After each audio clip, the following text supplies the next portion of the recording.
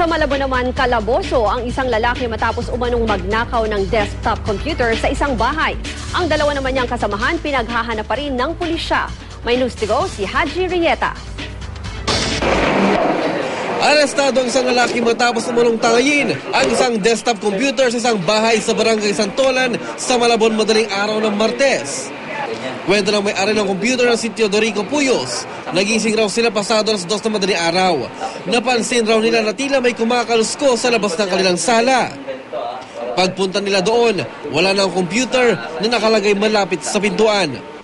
Nung pagbaba ko, pagbukas ko sa bintana ay sa ilaw na bukas na yung pinto, sabi ko doon sa asawa ko, wala na ang computer. Baba kagad siya. Tapos takbo kami sa labas.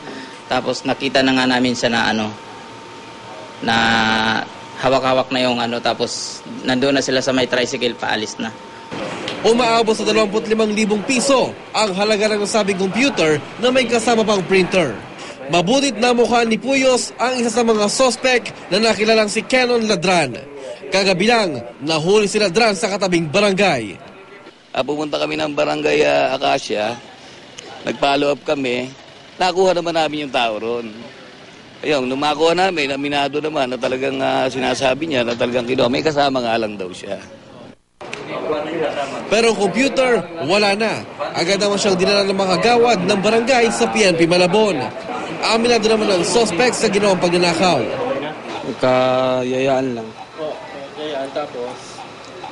Naisipan na namin ganun, magnakaw na lang. Bakit yung naisipan?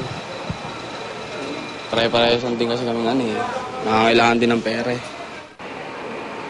Pero ang may-ari, porsigidong makulong ang suspect kahit nakapitbahay pa. Marami na raw kasing reklamo sa kanya, hindi lang naipapakulong. Nakapit ngayon sa PNP Malabon ang suspect na nahaharap sa reklamong theft. Pinaghahanap naman ang dalawa pa nitong kasama. Haji Rieta, GMA News.